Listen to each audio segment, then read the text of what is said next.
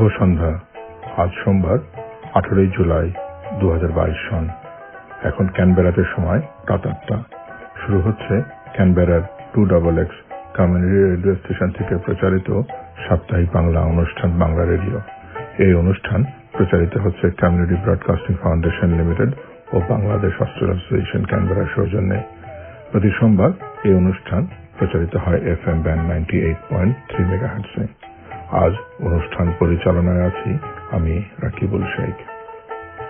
শ্রোতা বন্ধু, আমাদের আজকের অনুষ্ঠানে উপস্থিত আছেন অস্ট্রেলিয়ার ফেডারেল পার্লামেন্টের house of representative mister David Smith MP.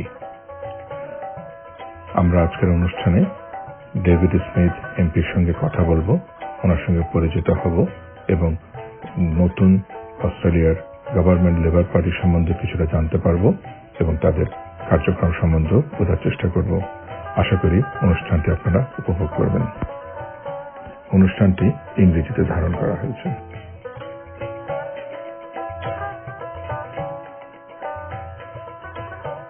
Hi, I would like to begin today by acknowledging the traditional owners of the land, the Ngunnawal people, on which we met today. I would also like to pay my respects to the elders past, present and emerging.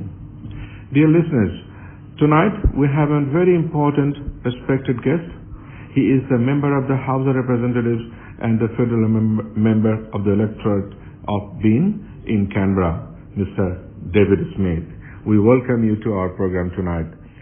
In tonight's program, we hope to get to know David a bit more and discuss about the newly elected Labour government's plans for the people of Canberra and broadly Australia. We welcome you, David. Firstly, on behalf of Bangla Radio Canberra, I would like to congratulate you on your re-election and congratulate the Labour Party on winning with an absolute majority to form a new government for Australia. We welcome you, David.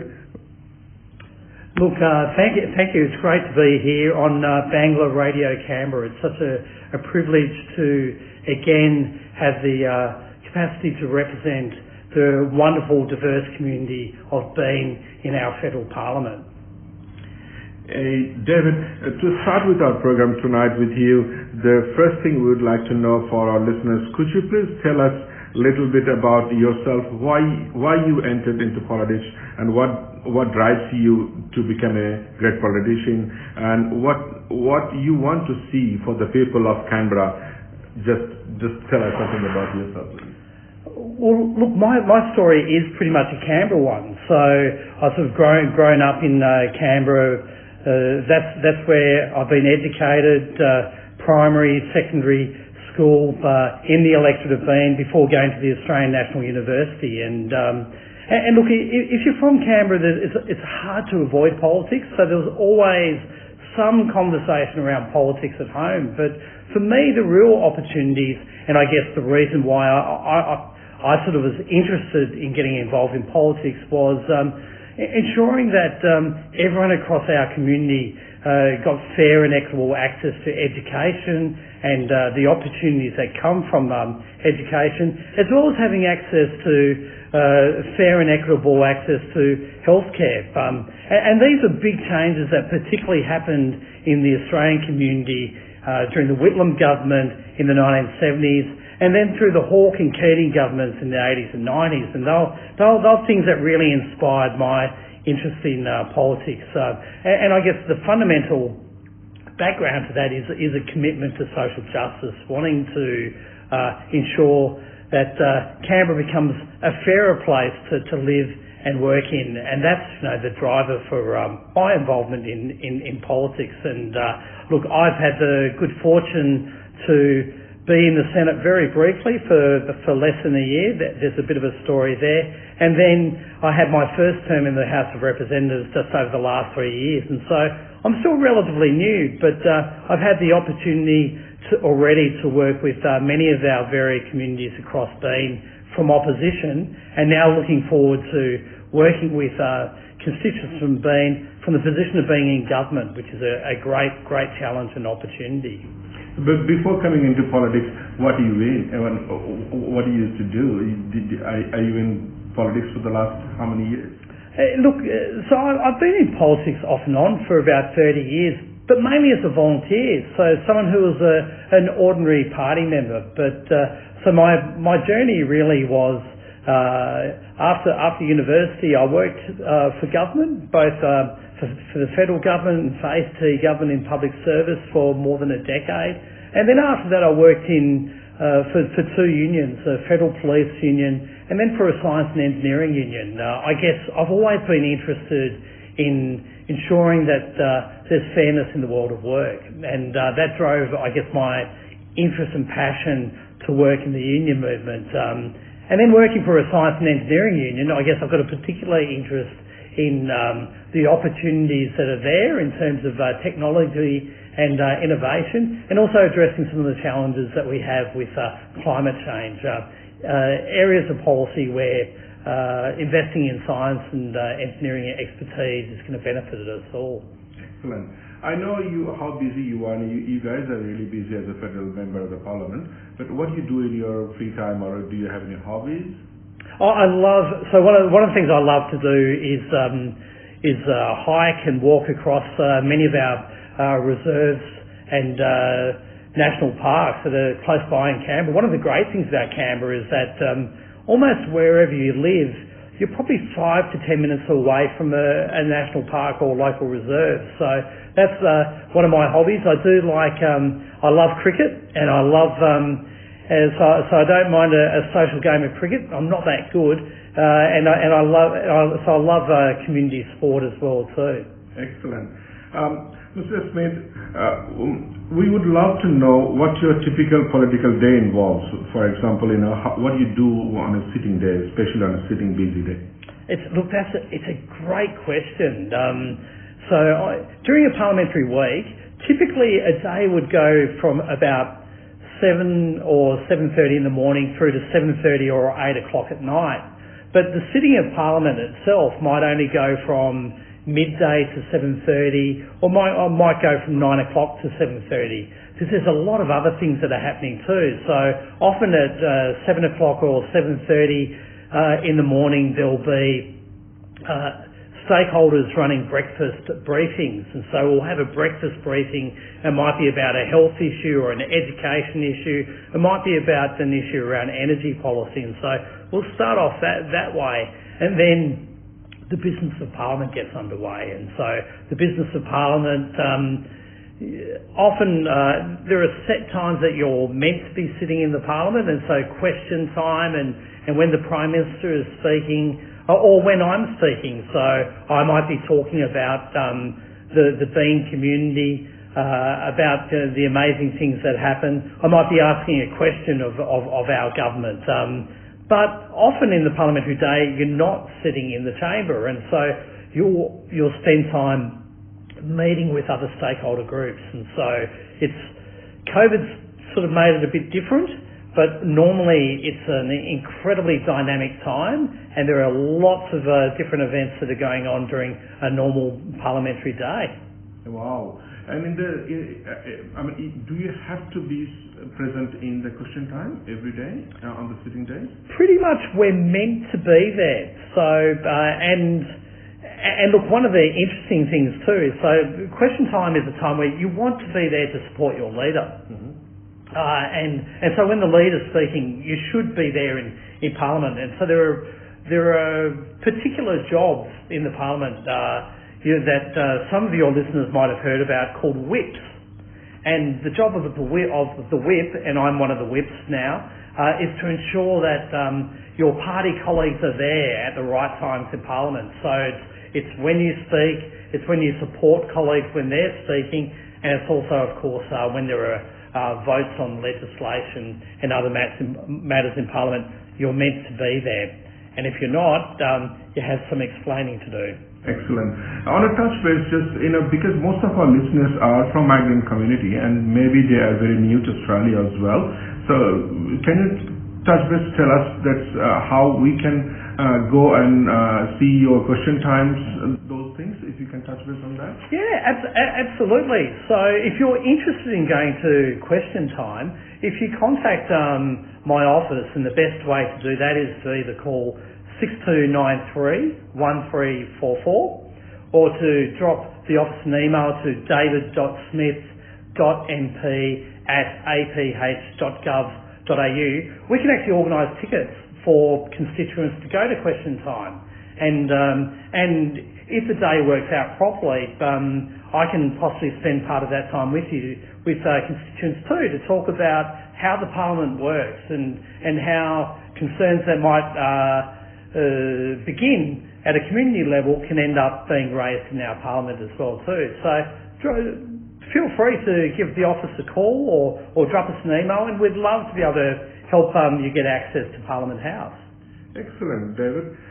The next question is, Parliament still has very few people from migrant background.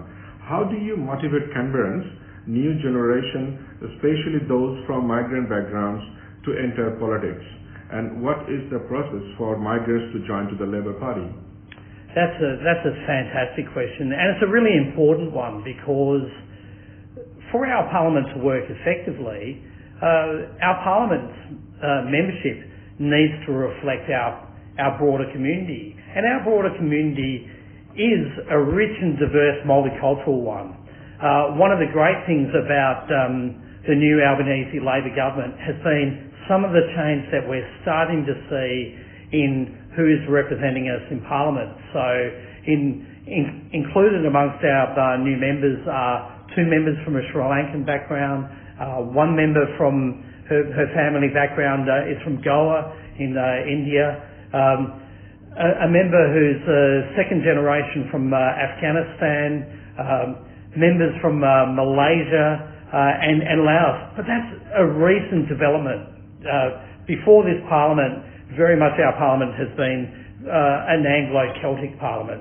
So look, if you're interested in politics, get involved, and please, in terms of joining the Labor Party here in Canberra, you can actually join that through, I think the address is attlabor.org.au. So if you go to that link, that will take you through to the Labor Party site, and you can actually join online. We have branches that meet in Western Creek, in the Woden Valley, in the Tuggeranong Valley, as well as other parts of Canberra too. I'm only thinking about the Bean ones. Everyone is welcome to come along to those meetings. If you're interested in policy areas, we have policy committees that are open to people as well too.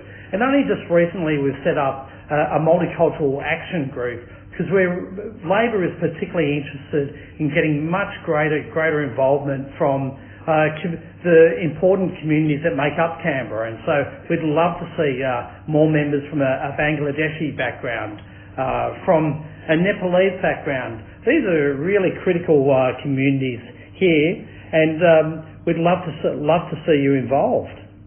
Thank you so much, David. Dear listeners, this is probably a good time to take a very quick short break, and we're going to play a favorite music that David's going to listen usually to make the program more interesting tonight. Thank you.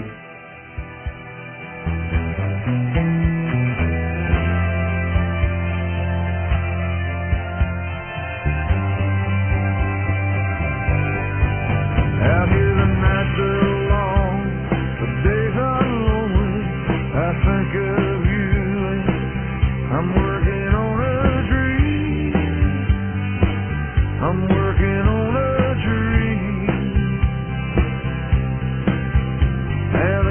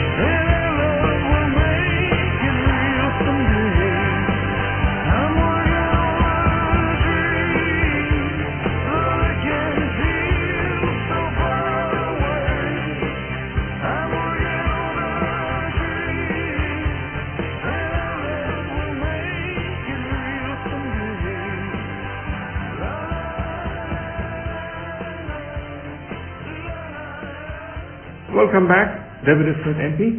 After coming back from the break, we would like to know from you, as Canberra is becoming a widely multicultural city with young migrant, skilled professionals, how do you think your government will be able to support their settlement in Canberra, please? Look, it's a fantastic question, and the great opportunity we have is with the influx of migrants from so many rich cultures and with great qualifications, is we actually have a better opportunity to address some of the challenges we have in areas like science and engineering. We have an opportunity to do better in terms of healthcare. We're talking about so many people who come already with substantial qualifications, and if not with qualifications, with an extraordinary work ethic. Basically, our newer communities in Canberra are the backbone of our caring sectors here in Canberra, and so it's critical, and Labor is deeply committed to ensuring that people who are working across our care sectors get properly remunerated and get the opportunities for further education and professional development, so that their careers can progress across to other sectors as well too. But what we know is that the great opportunities in economic growth that have come for Australia have generally been at the same time as we've seen significant increases in migration.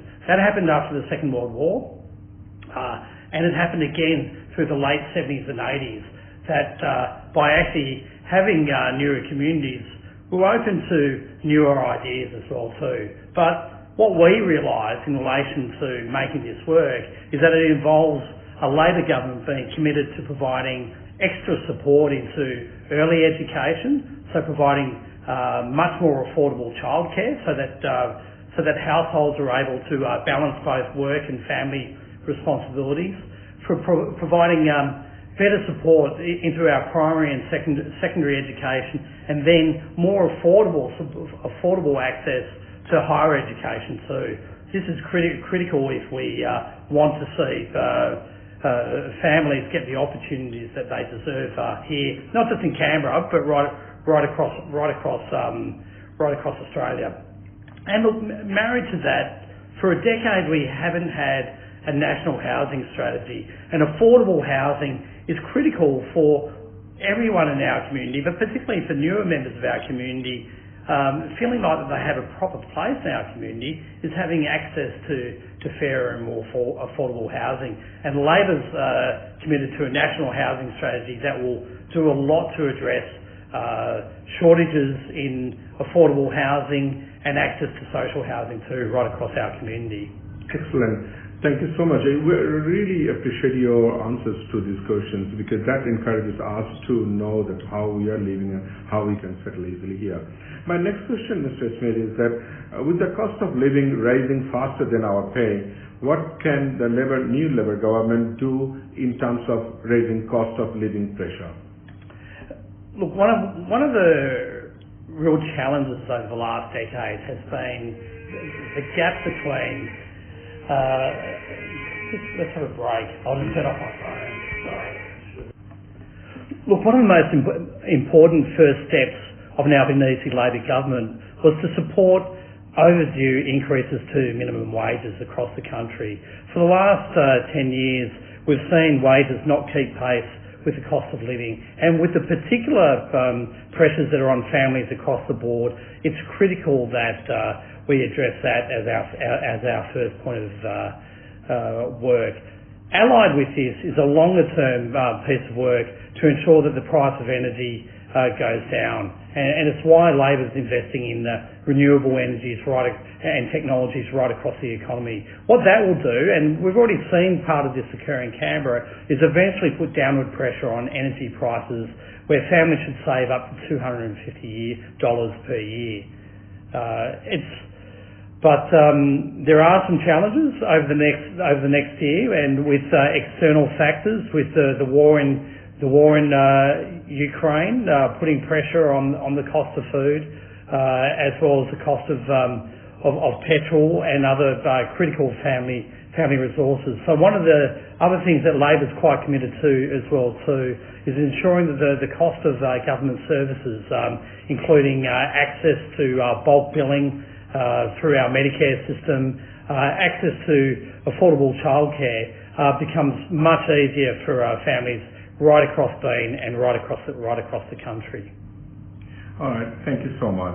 My next question, David, is that Mr. Albanese recently said Labour will deliver a future where no one is held back and no one is left behind. As we already know, the major programs of Labour government will deliver, such as strengthening the Medicare, better aged care facilities, affordable childcare, create new local jobs by manufacturing more things in Australia. Which one do you believe, or what are the things you believe will have the most impact on the Australian multicultural community among all of the programs that Mr. Albanese is going to deliver in the next 3 years? For me, the critical issue nearly always is great access to early and ongoing education opportunities. True. And making those education opportunities affordable across our community. It's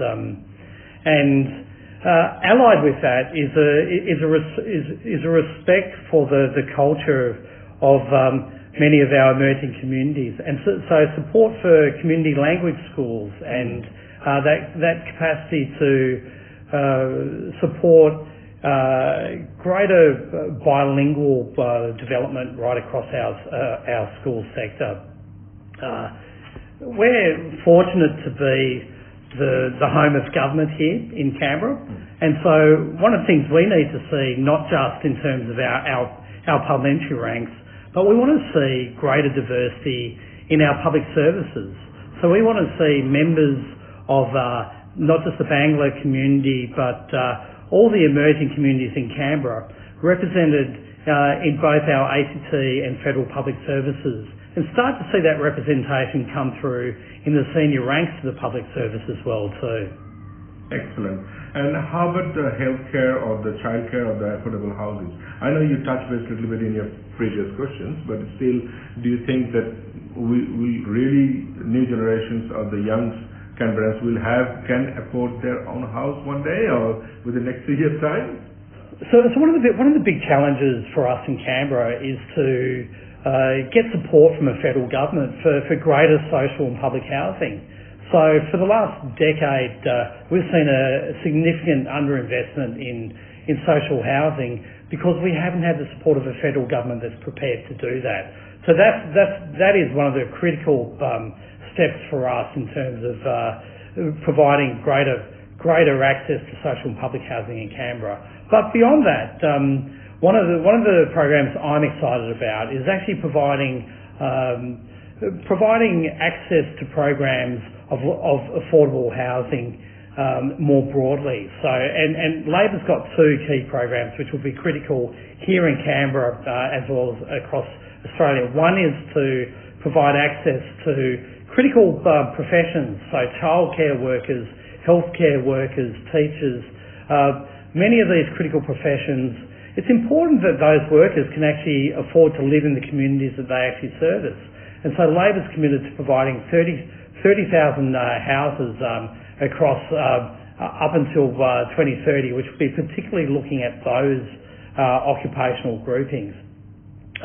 In addition to that, we're also running a program where the government's prepared to be an equity partner with families so that it can substantially reduce the cost of those first houses. So that government equity program will reduce the cost of houses or apartments that currently will cost in excess of $600,000 by up to $200,000. And that equity investment won't come with an interest rate attached to it. So it'll actually make a substantial difference in making housing more affordable. But that means that they don't have to pay the whole portion of the loan. They will be paying repayments on their portion of the equity. That's right. So the mortgage amount will be much lower. There'll be an opportunity where constituents want to, where they can buy that equity back from government, yes. but it actually just reduces the actual overall price of housing by up to a third, and that will be it's a program that's designed for an initial 10,000 properties per year. So we'd be looking again at 30,000 properties over the life of this term of government, and if it's successful, that's a program that will probably be expanded. Excellent. Thank you so much to let us know, make it more clearer. And also, these days in multicultural community in Canberra, we are mostly talking about the aged care facilities, where the predominant or the mainstream aged care facility in Canberra, they don't cater religious belief side of it, or some fooding or catering, or the multicultural community, they have separate requirements for their own cultural background, facilitated accommodation or catering, food catering. So do you think your government will encourage or do something about partnerships with the community, multicultural community, to build up a aged care in Sona? What a timely question. And I know that some members of the community, Nishi Puri from the Indian community, has been raising similar concerns and issues, and they're quite legitimate. I think we've got a great opportunity with the Labor government committed to looking at the whole aged care sector and looking at the quality of services that are provided to actually ensure that we deal with these challenges as well too, and they're all really, really critical. We know that a key to ageing well is to still be culturally active and to have connections with your ongoing community. So where we can actually encourage that, it's critical to do so. We know that language is one of the most challenging barriers across aged care. And that this doesn't just relate to English literacy standards. It actually relates to understanding that at times as we age, it's more likely that we're more comfortable to speak in our original language. Mm-hmm. And so we need to have access to those translator skills, not just in our aged care system, by the way, they're actually critical to our health system and to our justice system working effectively as well too. But also those issues around diet. One of the real tragedies revealed by the Royal Commission into Aged Care was how little went into consideration of the quality of food that unfortunately was going to many of our aged care facilities across Australia. We now have an opportunity to not just improve the quality, but to improve the actual variety of food that's provided, and to understand the actual particular cultural and health needs of particular communities.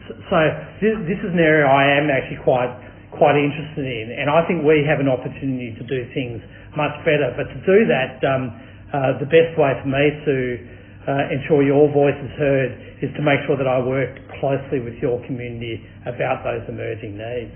Excellent. What good news from David to know that his involvement and his inspiration and his motivation towards these sorts of aged care facilities, where the dietary requirement could be from halal or to vegetarian, vegan, and all this. So thank you so much, David. As you know, that our program is only very limited time, and we're nearly running out of time. But still, we need to talk to you. We need to know more about you, more from you. Before we leave you tonight, we would like to know, as we near to the end of the program, could you please tell us, for our listeners, how we can reach out to you if we need your community support? Absolutely, and feel free that you can actually reach out on any matter that you're concerned about. So whilst the main federal issues may be around healthcare or Services Australia or immigration and visa challenges, feel free to reach out in relation to any other challenges you might have across your community in day-to-day life, and we'd be more than happy to assist. And my team can do that here from our office on Ankertel Street opposite South Point here in Tuggeranong, and we take face-to-face meetings.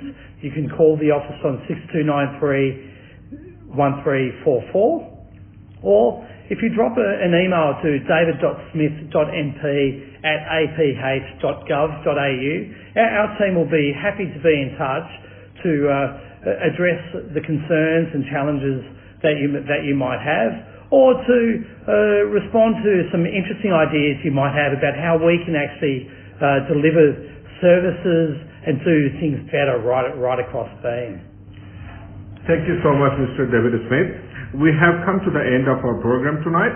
We greatly thank you for joining us, and we appreciate your valuable time.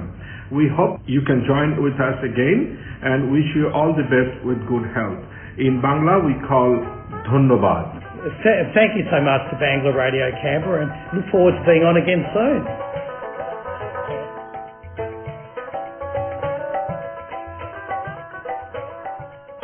শ্রোতা বন্ধু, আমরা আজকের অনুষ্ঠানের শেষ প্রান্তে এসে পৌঁছেছি। আশা করি অনুষ্ঠানটি আপনাদের ভালো লেগেছে। অনুষ্ঠানটিতে আমরা ডেভিড স্মিথ এমপি সম্বন্ধে জানলাম এবং অস্ট্রেলিয়ান লেবার পার্টির সম্বন্ধেও কিছুটা বোঝার চেষ্টা করলাম। আশা করি অনুষ্ঠানটি আপনাদের ভালো লেগেছে। বাংলা রেডিও আপনাদের কেমন লাগে জানালে আমরা খুশি হব। আপনাদের মতামত জানাবার ঠিকানা হলো banglaredio@gmail.com। আমাদের অনুষ্ঠান ইন্টারনেটেও শোনা যায়। ঠিকানা www.banglaradio.org.au। শ্রোতা বন্ধু, আপনি যদি আমাদের ফেসবুক গ্রুপে যোগ দেন তাহলে আমরাই আপনাকে আমাদের অনুষ্ঠানের খবর পাঠাতে পারি। এছাড়া আপনারা আমাদের রেডিও লিসেন অ্যাপ অথবা ইউটিউবেও আমাদের অনুষ্ঠান শুনতে পারেন। আজকের অনুষ্ঠানে বাজানো গানটি ওয়ার্কিং অন এ ড্রিম গেয়েছেন ব্রুস স্প্রিংস্টিন এবং এই গানটি নেওয়া হয়েছে ইউটিউব থেকে। ইউটিউবের কাছে আমরা কৃতজ্ঞ। আজকের অনুষ্ঠানের এখানেই সমাপ্তি। আপনারা যে যেখানেই থাকুন সুস্থ থাকুন, আনন্দে থাকুন ও শান্তিতে থাকুন এই কামনা করে আজ বিদায় নিচ্ছি আমি রাকিবুল শেখ। শুভরাত্রি।